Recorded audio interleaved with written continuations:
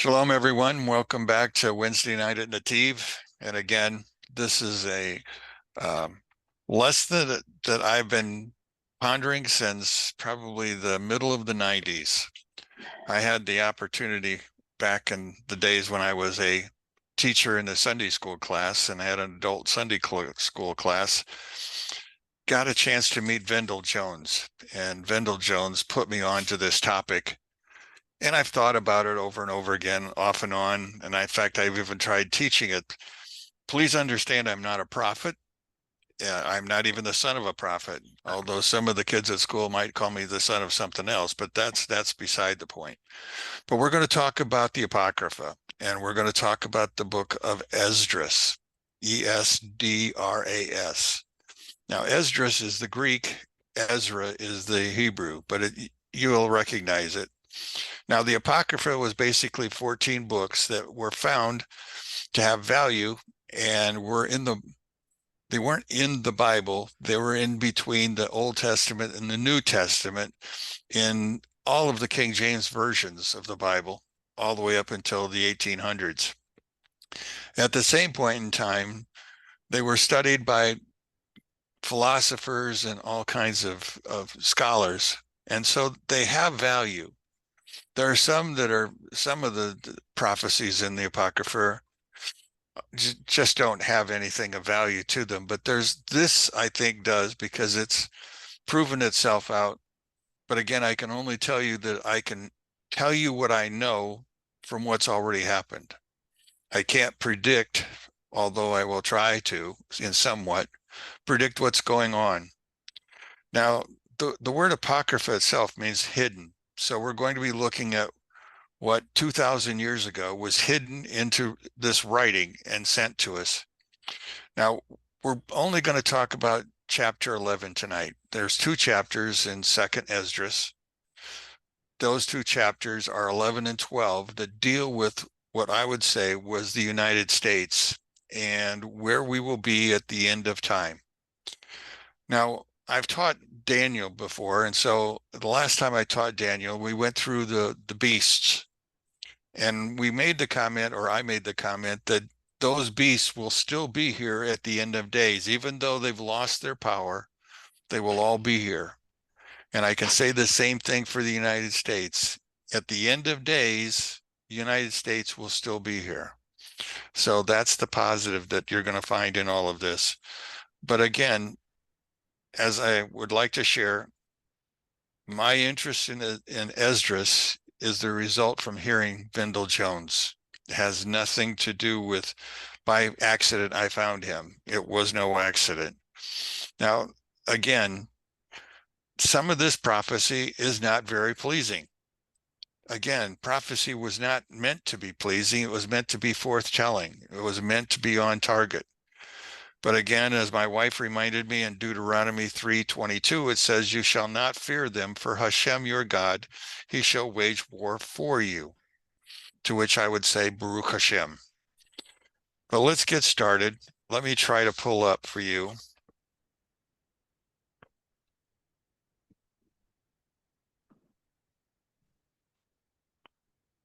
Here you go. Now, this is the King James Version. This is modern day King James. It's the new King James. But I want to go through talking to you, and there'll be times when I'm going to stop, and I'm going to give you what I'd call a history lesson, something to hang the scriptures on, because we're looking at something that really, if you were back in the days of Esdras when it was written, none of this would make sense, but it makes a great deal of sense now. Now, we're only going to look at the vision part, chapter 11. Chapter 12 deals with answers. So if you want to go and grab the King James Version, you can get it online. Look at 2nd Esdras, second, not the first, because the first Esdras deals with Ezra and Nehemiah. But the second one deals with all these prophetic events. There's 5 visions that are in the second one, or 6 visions, and this is the 5th of the 6th. So if you go to 2nd Esdras, chapter 12, you will find the response or the telling of answers, which again is cryptic. It's not easily pulled out. You have to have a historical background in order to grab it, but you can go back, access Second Esdras chapter 12. But let's start. Then I saw a dream, and behold, there came up from the sea. Now, even in the book of Daniel, or even if you went to the New Testament in the book of Revelation, the sea always represents the Gentile nations. So coming up from the Gentile nations is this eagle, which had 12 feathers or 12 feathered wings and 3 heads. So we have something coming up out of the Gentile nations. Now remember, we've already gone through the eagle before. We saw it originally. It came with a lion's body and eagle wings, and it was representative of the Babylonian Empire. Then we saw it again, or can see it again, starting at about the 15th century, all the way through today, where it started out as the great lion, Great Britain, with the wings being the United States. And so these two empires are going to be here. And understand that the United States has been considered an empire as we look at our story, just as Great Britain was. Great Britain was an empire starting back in the 1500s because they defeated the Spanish Armada. Therefore, they became the rulers of the sea, and as rulers of the sea, they brought in great wealth and they became powerful. And we already know that for a long period of time, the sun never set upon the British Empire. That's not true anymore, but it was then. So we'll talk about the British Empire, but we're also going to talk about Great Britain. Great Britain is still here. It's not the empire that it was, but it's still here. So we see that we're going to talk about 12 feathered wings and 3 heads. And this is all on one eagle that comes out of the sea. And I saw, and behold, as it says in the second verse, she spread her wings over all the earth, and all the winds of the air blew on her and were gathered together. Again, the United States rose in power.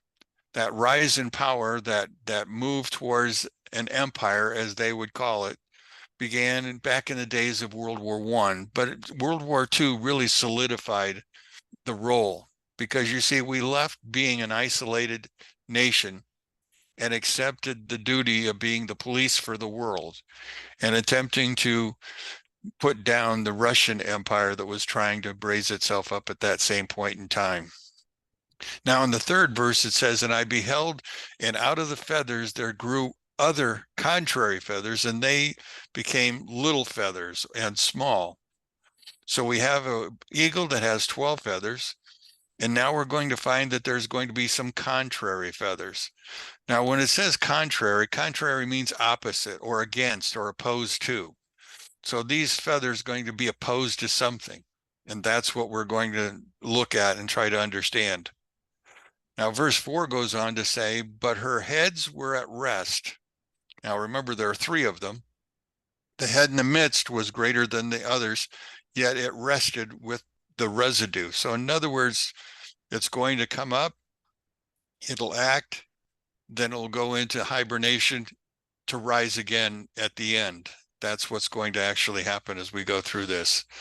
Verse 5 begins by saying, moreover, I beheld, and lo, the eagle flew with her feathers and rained upon the earth and over them that dwell therein. So the eagle itself then is going to reach the point of becoming a dominant nation, becoming an empire. Now, you and I would not consider the United States an empire, but many people across the world still do. We have influences over great large areas, but they're becoming less and less because of what's going on in the United States today. But these feathers then, again, they rained upon the earth. Now, we're going to have to slow down for a second and begin to pull in events that are going to start happening. So let's go to the 6th verse. And I said, I saw that all things under heaven were subject to her, and no man spoke against her, no, not one creature upon earth. If we go back to the days of World War II and the completion of World War II, we found ourselves to be the nation, the greatest nation at that point in time. If it wasn't for the United States, the world would have gone into Germany, Russia, any number of things. But we left isolationism and we moved in that direction. I don't know how many of you realize it, but before World War II, we had no industries in the entire United States that dealt with armaments. We didn't make airplanes that shot down other airplanes. We didn't make ships to go to sea for the purposes of going to war. We didn't make anything in the United States. It wasn't until World War II that we became a nation of armament. But we have to go back and understand, back in the days of the flood, excuse me, let me take a drink. Back in the days of the flood, we had Noah. Noah was the one who brought rest to the land because Noah was a tool maker. The tools he made were farming instruments. He brought things to life. Now he had a brother who was also, well, actually was a half brother through marriage. His half brother happened to be Tubal-Cain, and he brought with him the idea of war. So he made spears and swords and arrows. That's what he made. So we had on one side, one making peace instruments. On the other side, we had war instruments. Well, after the flood, we will find that the peace instruments were less used than the war instruments as we began to see what was happening. So at this point in time, after World War II, we were so loved by many nations and feared by others that we literally actually became what people would call a place where no man spoke against us. Now, verse 7 begins by saying, and I beheld, and lo, the eagle rose upon her talents and spoke to her feathers, saying, watch not all at once, sleep everyone in his own place, and watch by course. So the head, or the heads, rose up on their talons. If you look at the back of a $1 bill, you're going to find the eagle. You will see very easily the talents that she has. And in her talons, on the right side, she has the olive branch for mercy. On the left side, she has arrows for war. So when we began to look at this bird, back in the days of the Revolution, it was Haym Salomon who helped finance the war, a Jew who lost his entire fortune paying for the American Revolution. Everybody borrowed from him, but nobody repaid him. He died a pauper. The only thing that we have to recognize him by was a stamp that was made during the days of George Bush. Now that's all he got out of this thing. But he rose up, and then he's telling the feathers, you are going to come up one feather at a time. Wait your turn. Wait your turn. So watch not all at once, sleep everyone in his own place, and watch by course. Look at verse 9. But let the heads be preserved for the last. So the heads are talking, but the heads will not show their purpose until the end of days. That's when we will see them. Verse 10. And I beheld, and lo, the voice went out not of her heads, but from the midst of her body. Something is going on. The heads are told to rest, but at the same point in time, the body itself is now speaking. Now, the body then would obviously be the people. The people were now speaking. It doesn't give us the feeling that conversations were pleasant. As we look at today's events in the United States, I would say that it probably looks much like it does today. Lots of back and forth. Now, verse 11 goes on to say, and I saw her contrary feathers. Now, behold, there were 8 of them.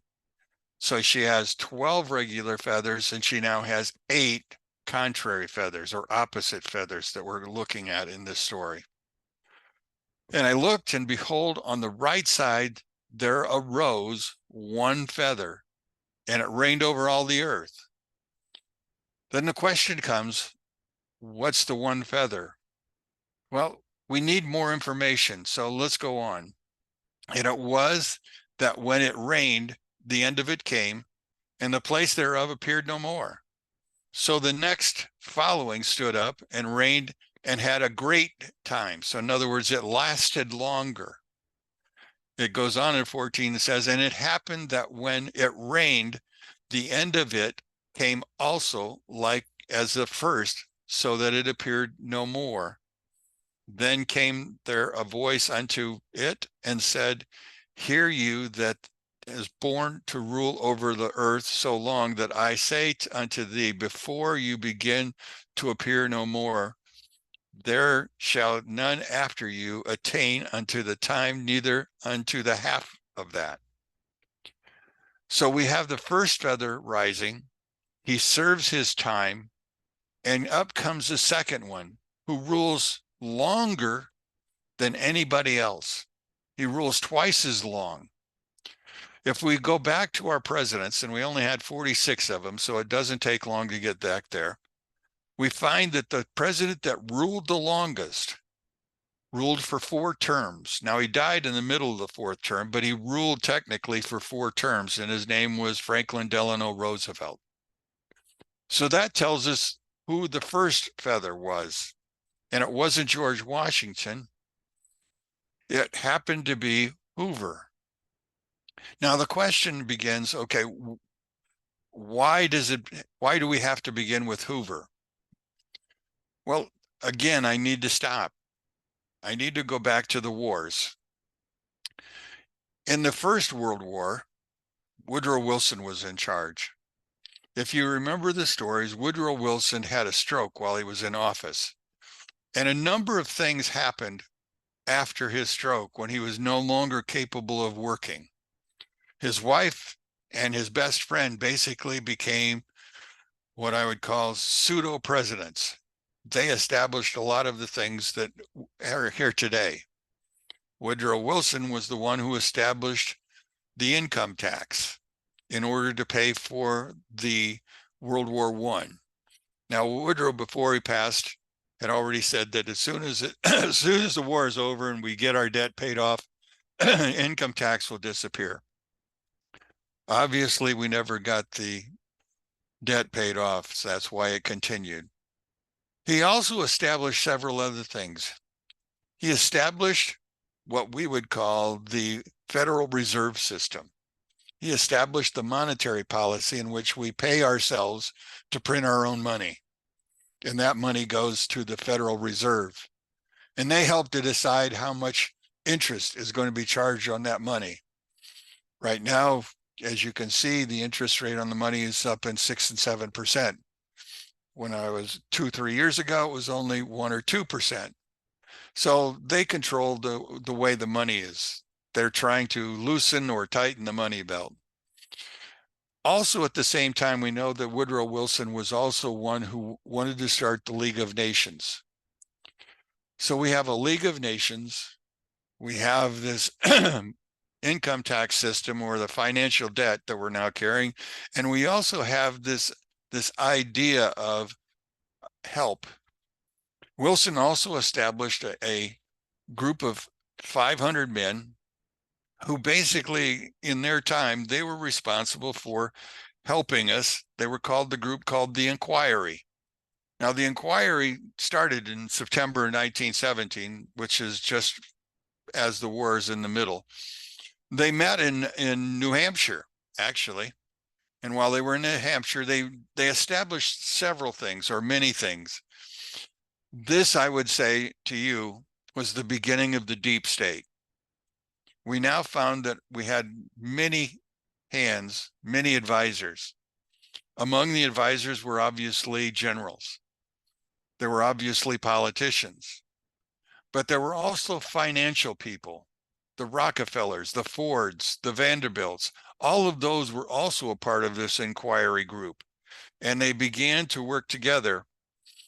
Now, as this began to move on, it slowly shrunk, but it never disappeared.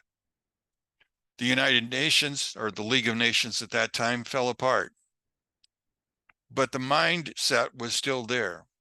Things were going to go in that particular direction. Now, as we begin to think about it, this, as we're, how do I want to put it? World War II brought us back again to this very same point. During World War II, we found ourselves in a very interesting place. We were winning the war, but again, at the same time of winning the war, we were finding ourselves, growing in popularity somewhat. But we began to invite more people to be a part of our organization. And instead of calling it the inquiry, they chose to call it something entirely different. This is the body that is around yet even today. They are the ones who speak, the Council on Foreign Relations. That's the name of it. The Council on Foreign Relations is the advisory committee. Again, it's grown in size. More financial people are involved. More generals are involved. More statesmen are involved. Lots of different people are involved in this organization. And it began to develop our policy. After World War II, we no longer became an isolated nation. We found ourselves with things like the Marshall Plan, expanding ourselves and trying to influence other nations to keep the Axis powers, which are no longer, from rising up. While at the same time, we were trying to keep down Russia, because with Joseph Stalin, later with Nikita Khrushchev, they began to rise and they rose quickly. So we have lots of things that are going in our direction. Now, it was about 1952 that in another Apocrypha book, we find the death of Britain. Well, actually, not Britain itself, but Great Britain, the empire. You see, in 1952, their king passed away, and Britain no longer had the strength to monitor all of their colonial powers. And so the torch was passed to the United States. Being passed to the United States, it went from Harry S. Truman, who dropped the bombs, to Dwight D. Eisenhower. Now, Dwight D. Eisenhower obviously was our first military general who was worried. He was worried about the Council on Foreign Relations, but he was more worried about something else that was growing and growing large. Remember, before World War II, we didn't make our own guns. We didn't make our own airplanes or our ships. After World War II, we began to become the military industrial complex. We became the great gun makers. Now, in doing that, the budget for the Defense Department grew and grew and grew. But as it grew, so did our debt. It was George Bush Sr.'s, and I cannot remember his name, who was Secretary of Defense. And he was speaking one time and he made the comment, he says, "We lost $4 billion last year, but we don't know where it went." Money began to leave the State House with no strings attached, nobody knowing where the money was going. So over time, the United States continued to rack up a debt. but the debt was still manageable because we were still under the gold standard. Now, Dwight D. Eisenhower, to his credit, created what we call the interstate highways. The interstate highways weren't for people. The interstate highways originally were so that we could move our armies from one place to another quickly. And so that's what the interstates were for. But they now had the practical purpose of helping us get from here to there for vacation purposes. So the nations itself began to rise, and it began to take on a great deal of power. So we went from a nation of inquiry to a nation that had its own council on foreign relations. We also began to create what most people will call the deep state. Because you see, at this point in time, we began to develop the CIA, the NSA, all of those organizations which we really have very little understanding about, but they are truly there. So we now have this international flavor to us, and lots of things are happening. Again, the council is there for advising. But again, President Eisenhower really worried about what was happening. In fact, his final speech, 1961, seems like just yesterday since I was living through that. He wrote his farewell address. Now, he wasn't nostalgic. He didn't spend a whole lot of time talking about the good old days or anything else. You see, he was worried. In fact, his speech went this way. Before World War II, the United States had no armament industries. American makers of plowshares could, with the time and as required, make swords as well. But we can no longer risk emergency provisions or provisions of national propositions of national defense. We have been compelled to create a permanent armament industry with vast proportions. Added to this, 3.5 million men and women are directly engaged in the defense establishment, and we annually spend on military security alone more than the net income of all of the United States. Now, this conjunction of an immense military establishment and a large arms industry is new to the American experience. The total influence, economic, political, even spiritual, is felt in every city, every state house, every office of the federal government. We recognize the imperative need for this development, yet we must not fail to comprehend its grave implications. Our toll, resources, and livelihood are all involved. So is the very structure of our society. In the councils of government, we must guard against the acquisition of unwarranted influence, whether sought or unsought, by the military-industrial complex. This is the first time those words were ever used. Military-industrial complex. The potential of this disastrous rise of misplaced power exists and persists. We never let the weight of this combination endanger our liberties or democratic process. We should take nothing for granted.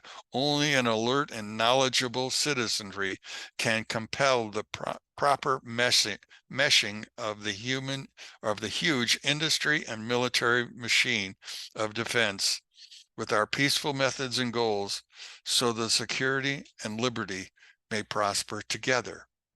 That was his speech. Focus: the military-industrial complex.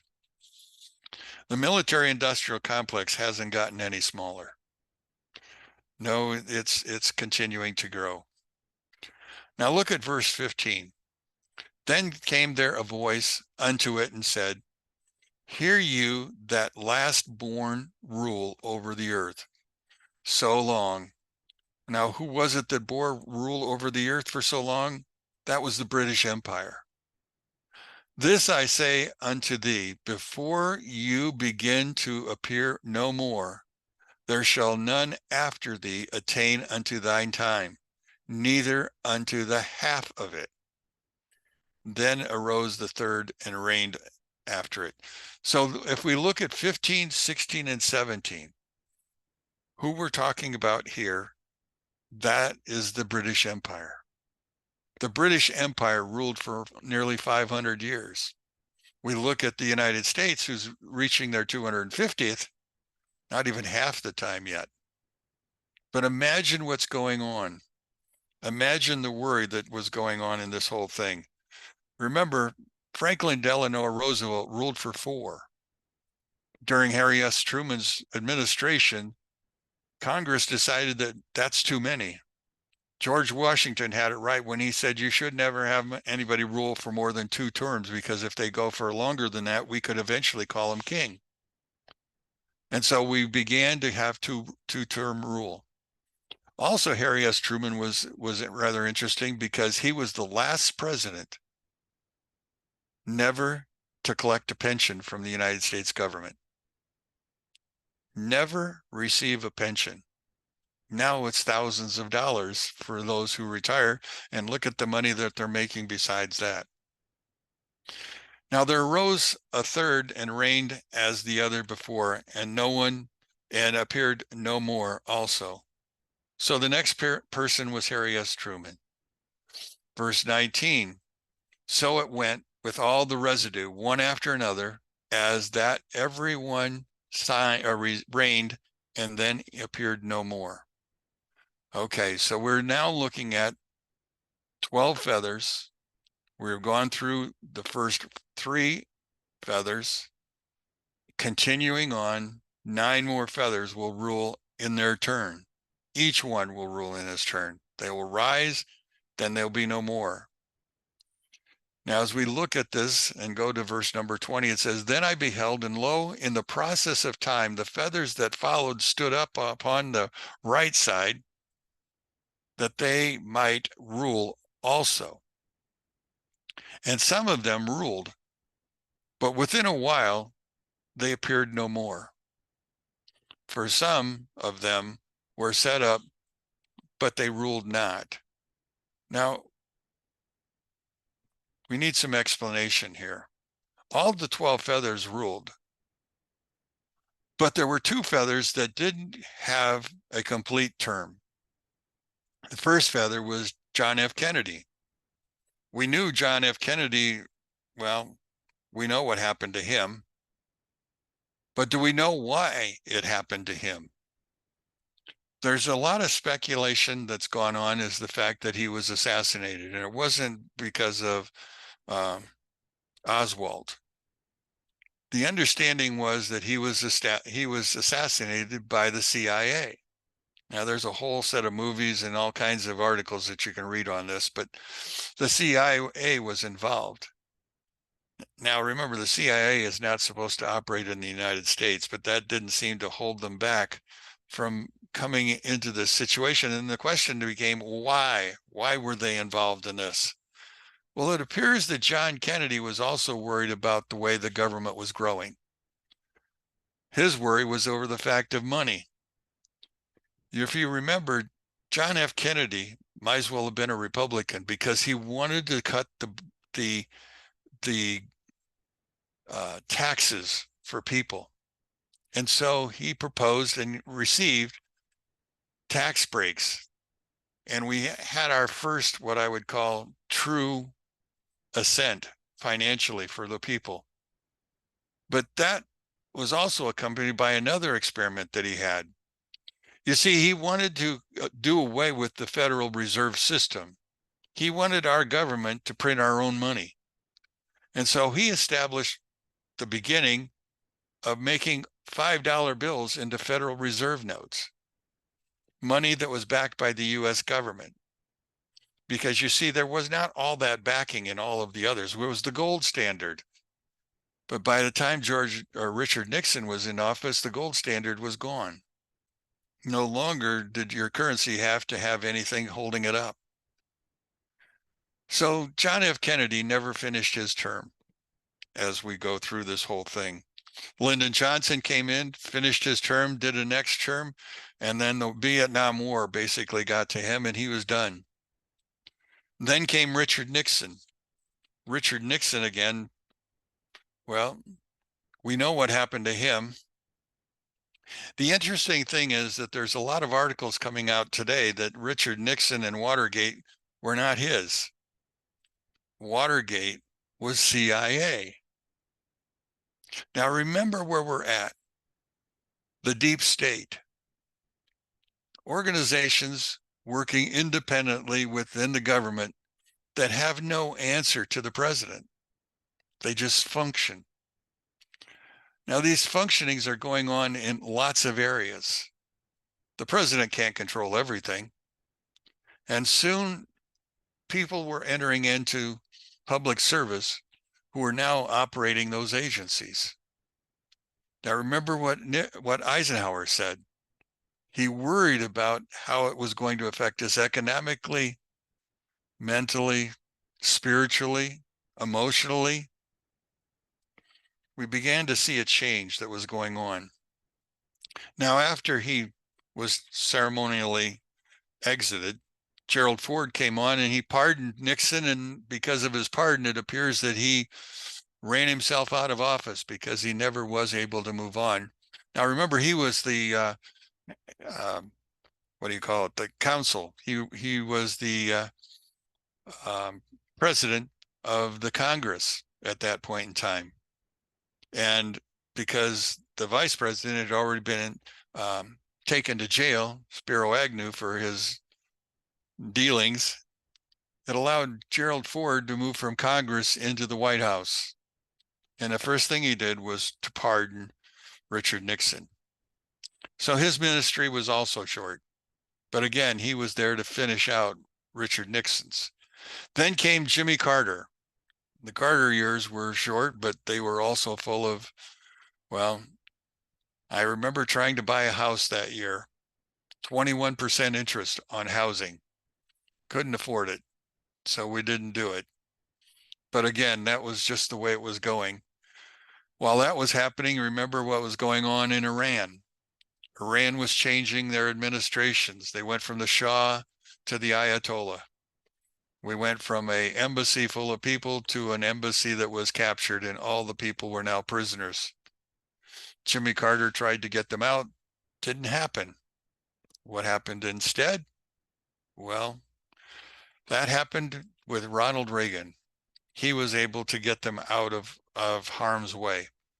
But now you've gone through 10 presidents. 11 was George Bush Sr., followed by William Jefferson Clinton, our 12 feathers. Let's go back to where we were at, verse number 21. But for some of them were set up, but ruled not. After this I looked, and behold, the 12 feathers appeared no more, nor the 2 little feathers. So there's 2 more little feathers that are hidden away. And there was no more eagles upon the body, but the 3 heads that rested, and 6 little wings. Now they call them wings here, but they've been calling them feathers in other places. So this is one of those things where going from Hebrew to Greek, we may have mistranslated, but that's not uncommon when you transliterate from language to language. Verse 24, then I also that 2 little feathers divided themselves from the 6 and remained under the head that was upon the right side. So 2 feathers have taken themselves out of the line for moving up and have moved themselves to a position of security. Because you see, the United States was running through all kinds of problems. What happened after William Jefferson Clinton, who became president? I believe we came to 9/11, and that was George Bush Jr. Things were going crazy about this point in time. Lots of things. Remember, Bush technically became president because hanging chads. Votes in Florida just weren't tabulated right because there were punch outs that didn't punch. And so the hanging chad made the the presidency of George Bush to seem less than favorable. Following him, we have Barack Obama. Now, we started out here questioning whether he was born in Honolulu or whether he was born in Kenya. We also had several concerns about we had concerns. Continue on then. So we have 6 little feathers, or 6 wings, whatever you want to call them. Verse 24. Then I saw also that 2 little feathers divided themselves from the 6, and they remained on the right side, for the 4 continued in their place. And I beheld, and lo, the feathers that were under the wing thought to set up themselves to have the rule. And I beheld, and lo, there was one set up, but shortly after it appeared, no more. And then the second sooner than the first. So we now have 2 feathers on the left side that have now begun. Those are the contrary feathers. Okay, do you remember your presidential history? What president came on the scene after William Jefferson Clinton? We said George Bush. We said Barack Obama. That's 2. Now we continue on.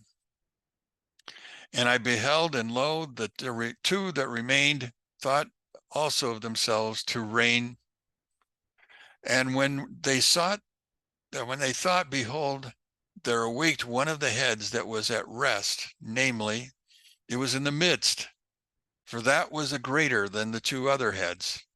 And then I saw that the 2 other heads were joined with it. So all 3 heads are actually in action. But we don't know who the heads are. We just know that they're now in action. So at this point in time, and then I saw the 2 other heads had joined to it in verse 31, and behold, the head was turned with them, and that were with it. And it did eat up the 2 feathers under the wing that would have reigned. So remember those 2 feathers that went to hide? They would have reigned, but they didn't reign. Now there's speculation that those 2 feathers happened to be, well, one was the inventor of the internet, if you would listen to him. The second one was going to be Hillary Clinton, appointed by Barack Obama to be his successor. Some people say that those were the 2 heads that were eaten, never got a chance to reign. But then after that, we have 2 more heads that came up. The first one came up and supposedly was a short time, 1 term. Donald Trump. He was contrary. He wasn't even supposed to win. Everybody was certain that if we put him up for presidency, he wouldn't win, that the Democrats would continue to hold power, but he did win. Well, he won with the largest number of votes ever cast. Then we came to the second election. Do you remember what was happening at the time of the second election? COVID. Worldwide plague. Millions died during that plague. Our 2 candidates were on the stump. Well, actually only one. One was in his basement. And we had to all learn how to mask. Remember those days? Some states, they were masked for over a year before they were loose. And again, what happened? The president became very unpopular. He was voted out, but not without consequence, because you see, people began to think that he shouldn't. But remember what his office was like. He no more than got into office when he was already being impeached. They would impeach him twice during his term. After he was done, they thought he was done. But he announced he was going to run again, and what happened? Immediately, they began to file suits against him.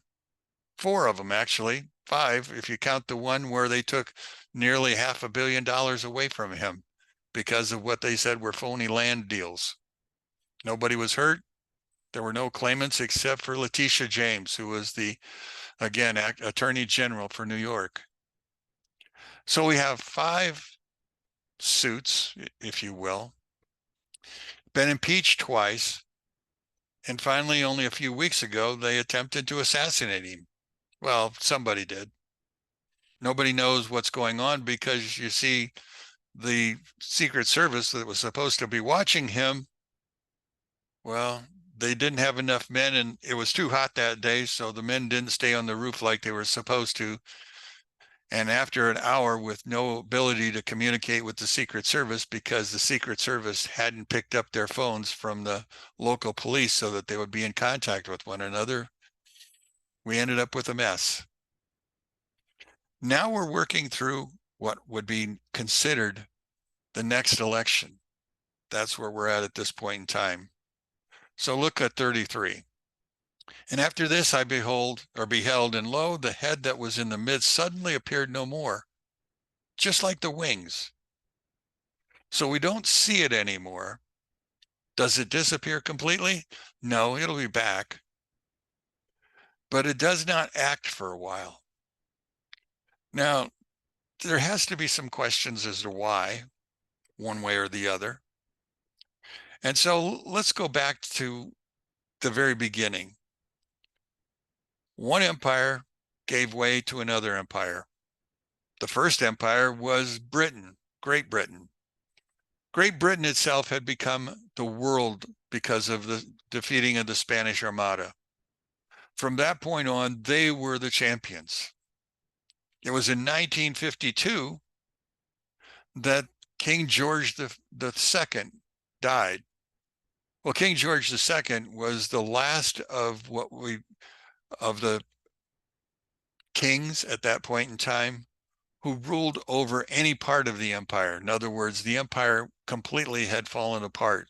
No longer were they in control of any area. Rising in his place was Queen Elizabeth, who would rule for 70 plus years. But there were other things that were happening at that very same time when Britain began to rise. The Catholic Church. You see, the Catholic Church had an epiphany. Well, actually, one of their soldiers had an epiphany. He was a Moravian, comes from Morocco and from Mauritania, who met God and pledged himself completely to the Pope. And he established for them a new order only betrothed to the Pope, who were willing to do whatever the Pope ever asked of them. The character was Ignatius. The organization was the Jesuits. Now, the Jesuits at this point in time became very, very active. Many different ways. They began to go across the world cultivating Catholicism. Sometimes they did it with the sword. Sometimes they did it with the ballot box. Sometimes they did it with lots of different ways. So that was going on. In the Middle East, there was also something else happening. Another character, also Jewish, just like Ignatius was, named Sabbatai Zvi. Now, Sabbatai Zvi began as a young man to be considered exceptional. He mastered the Torah, he mastered the Talmud, he mastered all the books that they had, including the Kabbalah. So he was capable of conversations that most people couldn't. In fact, he was considered to be the next possibility for the Messiah. Now, he didn't feel strong in himself in that way, but he became strong. Lots of things happened in his time, but he was also schizophrenic. There were months when he would go without eating, living off of only bread and water. There were times when he would become secluded. But in all of this, he had people that were championing him. And Zvi established for them their messianic reign. Now, this messianic reign was not God-driven. It was man-driven. Eventually, Zvi got in so much trouble with the king, or actually the caliph that was in charge of Turkey, who basically sat him down and says, convert or die. And so Zvi was no longer a Jew, but he became a Muslim in name only. He established an underground group that eventually would lead to what we would call the Illuminati. You see, the Illuminati came from another group that had not the leader, but the financial backing of the Rothschilds. You see, the Rothschilds then took the place. They began to hold power. And things began to change because you see, the Rothschilds, that wasn't their name. That was a name called Red Bear. Their name was actually Elchanan. They were an Ashkenazic Jewish family. Now, back in those days, the Jew couldn't hold any kind of job. They were allowed to become money lenders, or what they called carryovers back in those days. They would carry somebody over until he could afford to move on. They also began to indenture a lot of people. So they began to develop their own system. Finally, when Amstel Rothschild took the throne or took the power, he established 5 world banks, one for each of his sons. Eventually, the World Bank became obviously the central monetary system. As we're going on, then we're watching the growth of what I would call that hidden state, that secret organizations, the swamp, if you will, was now growing overseas till finally the King of England, or the King of Great Britain at that time, died. And so United States took over, but the United States took over in 1952. But again, that's when George Washington begins to question what's going on. Now, the state has gotten worse, but we need to pick up the story from here on. Let's go ahead. Verse 36. Then I heard a voice which said unto me, look before you and consider the thing that you see. And behold, and I beheld, and lo, as it were, a roaring lion chased out of the woods. And I saw that he sent out a man's voice unto the eagle. So here comes a lion. Now, we're never told exactly who the lion is in this case. We'll learn about him in the next chapter. But as we're looking at him here, he comes out of the woods. He comes out of the land. So we have the hint that he's probably Jewish. It's Israel. Now, Israel doesn't exist at this point in time, but this lion comes out and he looks at the eagle and he talks to the eagle. And notice what he says. Hear me, I will talk with you, and the highest shall say unto you, are you it that remained of the 4 beasts, whom I made to reign in my world, that the end of their times might come through them? Okay, so who's the 4th beast that he's talking about? Well, obviously he's talking about Daniel chapter 7. We know that there were 3 beasts that look like animals. The first one was, again, if you will, was Great Britain, or if you want to, it was Babylon. The second beast was Medo-Persia, or if you want to, could have been Russia. The third beast was the Greek Empire, or you could say the Holy Roman Empire of the Caesars and Nazi Germany.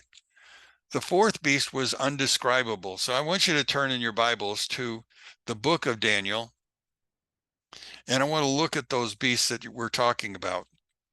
Look at verse 7 first, if you will. Hopefully you've got a Bible. I've been helping you, but this time you can actually read it for yourself. I'm using the Art Scroll edition, so it begins by saying in verse 7, after this I was watching in night visions, plural, night visions, And behold, a fourth beast, exceedingly terrifying, awesome, and strong.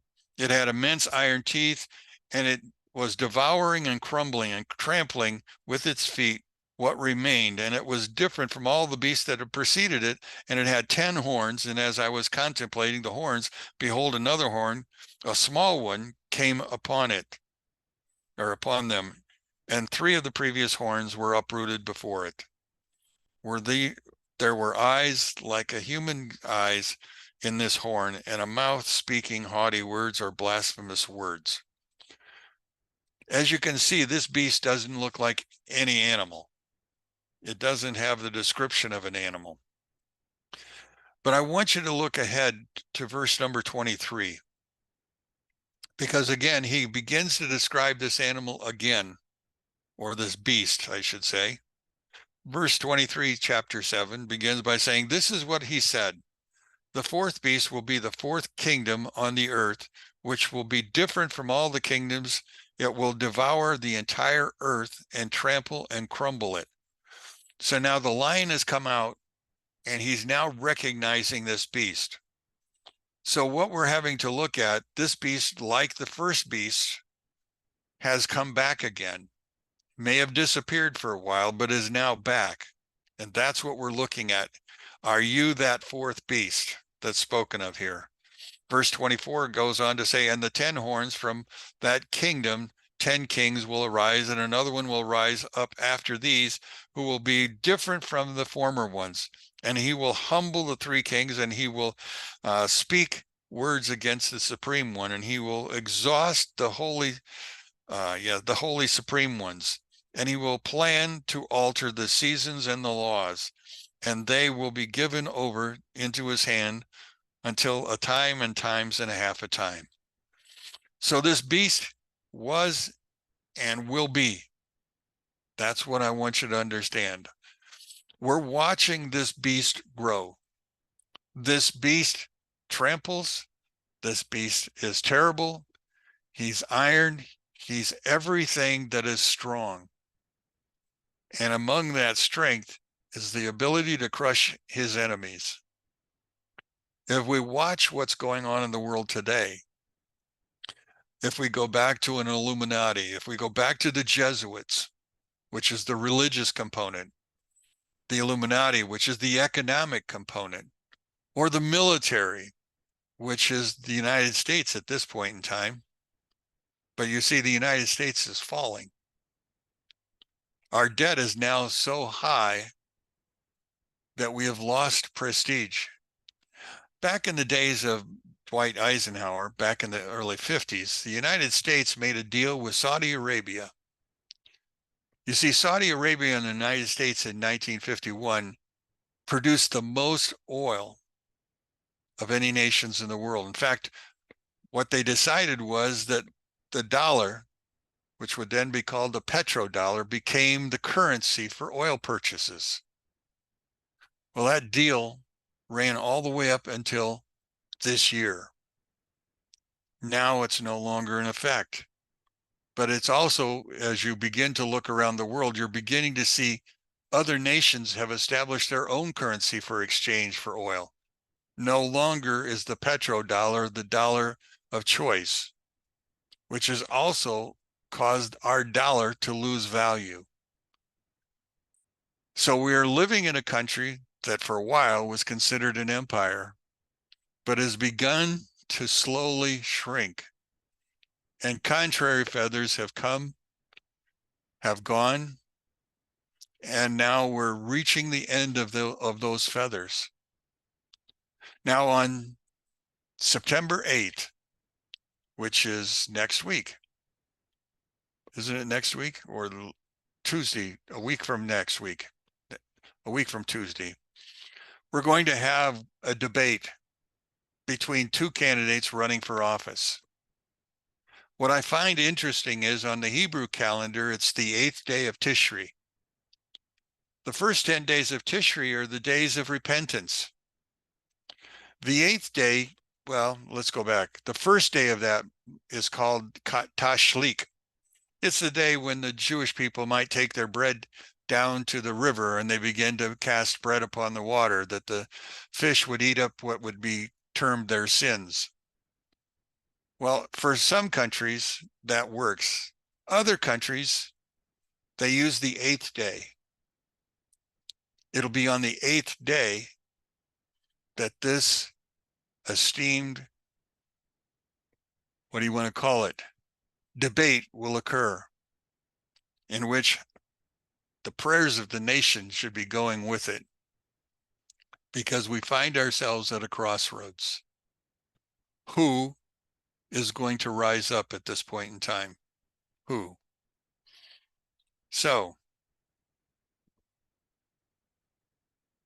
let's continue on. So the fourth beast overcame all the beasts that were of the past and had overpowered them, the world with great fearfulness, and the whole of the compass of the earth with much wicked oppression. Do you feel it? The wicked oppression of the world? The beast isn't a particular country. The beast in itself is the idea of evil. That's the beast. Now, it's known by different names, but the understanding is it's evil. That's what we're supposed to take from this.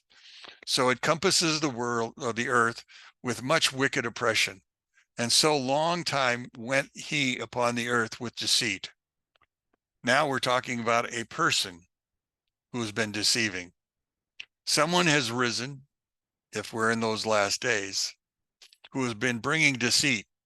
Now, we may not hear it all. We may not know who he is, but he has been functioning if we are in the last days. For the earth hast thou not judged with truth? Well, if you go back to the book of Isaiah, the first chapter, the first thing you're going to find is that the judges were corrupt. Now, if you look at the United States today, what kind of problems do you see?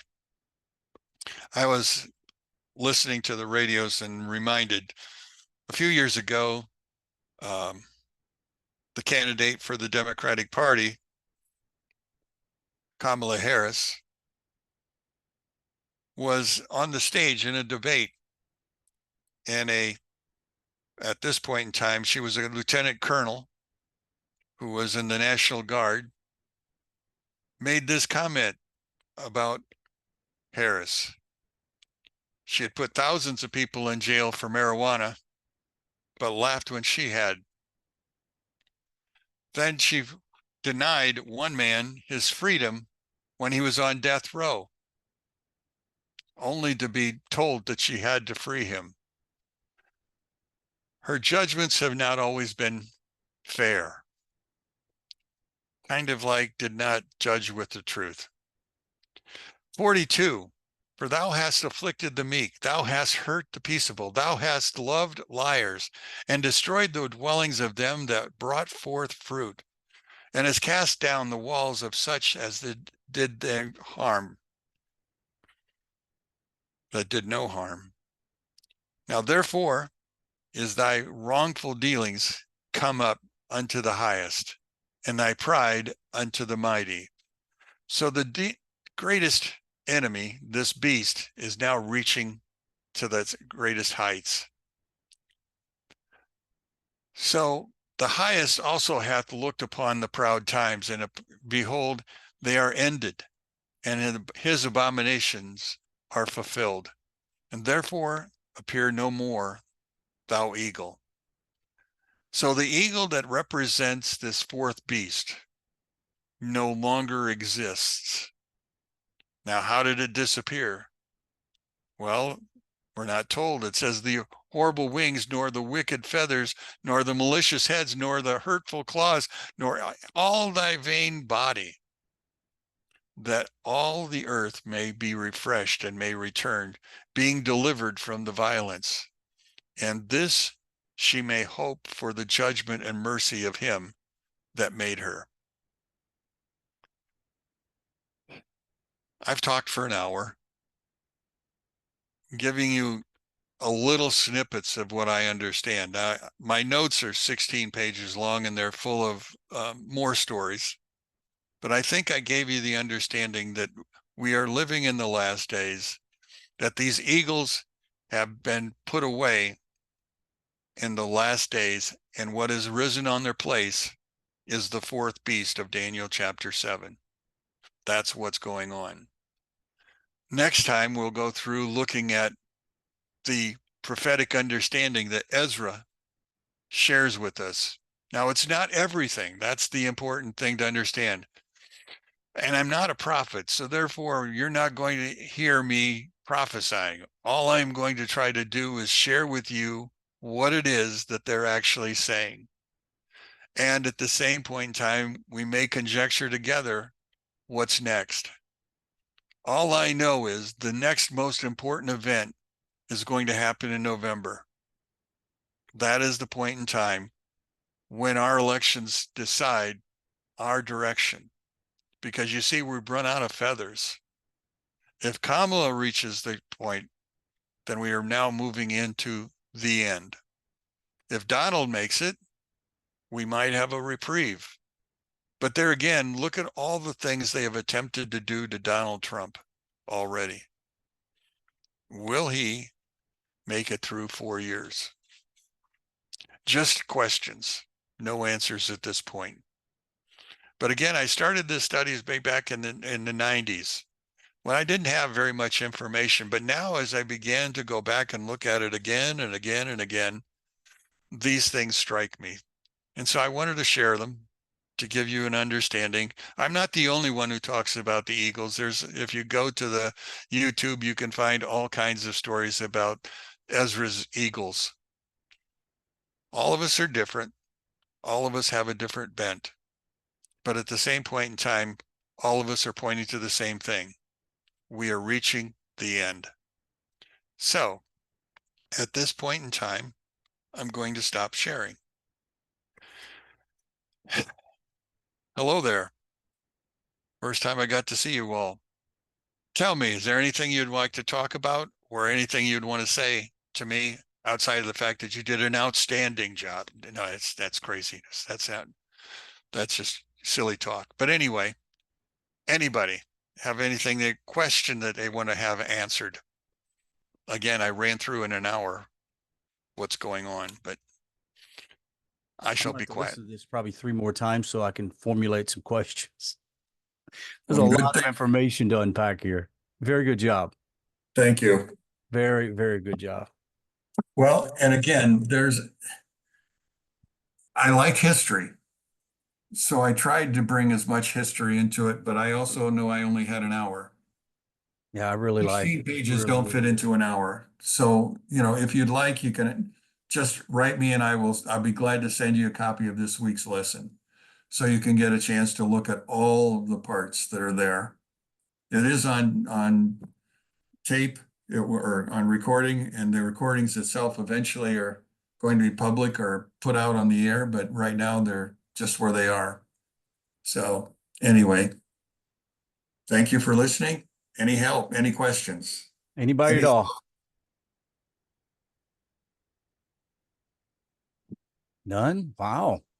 Well, Ross is my usual standard. He'll tell me what he thinks, but the rest of them are just too polite. No, I know Peggy and Mary and Lori. No, you're not gonna get away with that. They don't have a problem sending barrages downrange. That was good. That was really good. Yeah, thank you. So, nothing? Please join tomorrow morning. Tomorrow morning, 1000 hours, 8 or 10 a.m. Central Standard Time. From here we'll see you later. You're from Montgomery, Texas. Y'all say howdy and goodbye. Shalom, y'all. Shalom. Thank you.